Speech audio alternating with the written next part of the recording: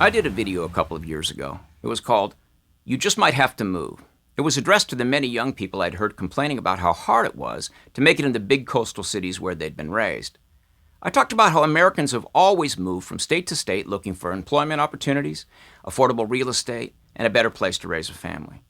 In the comments, a lot of people told stories of how they had moved to the Midwest or South and now had wonderful lives. But an awful lot of the comments scolded me for sending Californians to Texas, where they would immediately get busy ruining it by voting Democrats into power. In my defense, I explained that the number of progressives who consult me for advice on where to relocate would fit into a hatchback Prius. But yeah, I have to admit it, Texas and all of America does seem to have been tied up and roughly Californicated for decades. I'm sorry about that, I really am. But I assure you that most of the people ruining Texas and all the other states are homegrown. Was Beto O'Rourke a Santa Monica hipster who moved to El Paso to find cheap loft space for his graffiti art? Nope. Texas born and bred. Did Pete Buttigieg leave San Francisco on a mission to invade the Midwest? No. He was raised right there in South Bend, Indiana. How about the two socialists challenging Joe Biden for the top spot on the 2020 Democratic ticket? A couple of limousine liberals from Marin County or Malibu? The burn came from Brooklyn and moved to Vermont in '68 to be closer to Canada, just in case the draft board called. Betsy Warren came out of Oklahoma, for God's sake. I don't really think that people are moving from California as emissaries of Marxism, ready to embed themselves in your neighborhood so the PTA can be turned within 3 generations. This isn't how things work. 5 members of my immediate family have moved to Oregon. The common knowledge down here is that as soon as you move there, you ought to switch your license plates right away, lest people identify you as a Californicator. But if anything, my family members in Oregon have become more conservative since they left Cali. People are leaving California in droves to get away from the madness, not to recreate it. The problem is not the physical migration of people out of California. The problem is the ubiquity of progressive culture in the age of mass communication. That pressure is coming from both coasts and most universities. Like an airborne virus on a windy day, the spread of ideas cannot be contained or escaped from. I've had conversations with Bible-quoting folks in the South, and seemingly out of nowhere they will spout a stray progressive thought. Seems wrong that these gals are only making 75 cents on the dollar. That just doesn't set right. Or some other liberal myth that they've heard 1,000 times and never really looked into. These ideas weren't carried to them by Californians and hand-delivered. They were just on the wind. I'm not weaseling out of my earlier apology entirely. An awful lot of the spread of these bad ideas does originate in California, but mostly because y'all can't turn the damn TV off. Just kidding. Sort of, but not really. Look, it's no secret that Hollywood is spewing dangerous ideas. But the notion that movie studios are run by Trotskyites advancing a socialist revolution is just dead wrong. Hollywood is run by capitalists.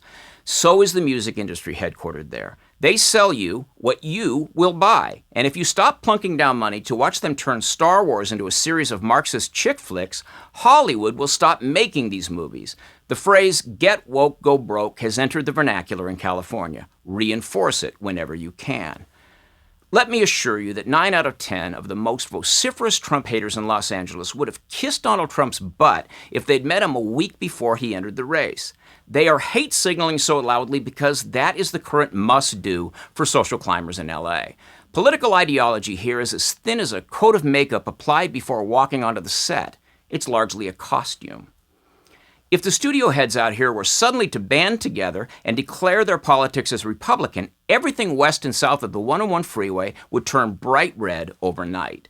The same can be said for Silicon Valley. What if Sergey Brin and Elon Musk and Susan Wojcicki and Tim Cook suddenly got honest? What if they said, hey kids, socialism is the last thing we want.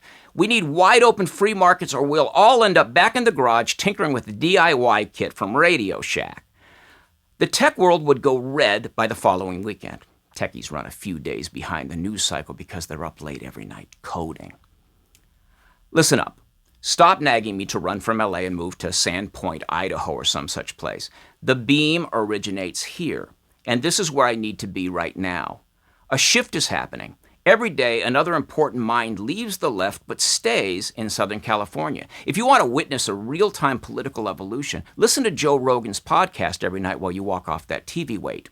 You will hear comedians complaining about the cancel culture and PC language cops. Scientists wondering why human nature is being denied and even attacked. Hunters and former Navy SEALs talking about how people who know nothing about outdoor activities are going after their way of life.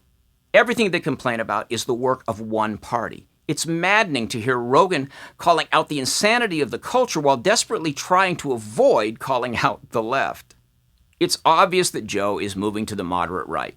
I applaud him for doing so gradually, because as his thinking changes incrementally, so does the thinking of his audience. When his patience finally does wear out, he will take millions of people with him, millions, including those people with the California plates who just moved in down the street from you. Rogan is a Goliath, and he has FU money now. It can't be long before he realizes that he is more powerful than the lefties he's still in the habit of tiptoeing around. They are beginning to tiptoe around him. Look, California is a place where ideas are distributed, but these ideas are not necessarily left-wing. Ronald Reagan came out of Hollywood, Clint Eastwood, Charlton Heston. The mass culture has been spreading progressive ideas because those ideas were new and titillating. There was energy on the left, and people are attracted to energy. But now there is nothing but fatigue over there. Progressives are like Sisyphus, endlessly pushing a boulder up a hill as punishment for trying to play God, or Zeus, actually. They are worn out and losing their grip. Pretty soon that big stone ball is going to get away from them, and when it starts rolling back down the hill, with Peterson and Owens and Rubin and Shapiro and all of us lesser YouTubers running along behind shouting quotes from Thomas Sowell, it's going to be a bad day at the bowling alley for the wobbly pins of leftist ideology. So be nice to Californians when they move to your town. Invite them to the barbecue and show them how to toss the cornhole bag. Take them along when you head 2 towns over for the best deal on mud tires. Include them as best you can. Show them that you're not really scary hillbillies out to send the country back into the Stone Age. Make them feel welcome on your home turf, and they will join your tribe by choice. For now, Jason and I will keep gnawing away at the trunk cable out here in La La Land. The revolution is coming, and this time it really won't be televised. Thanks for watching. If you like this video, subscribe to our channel and then click the little bell to get notifications.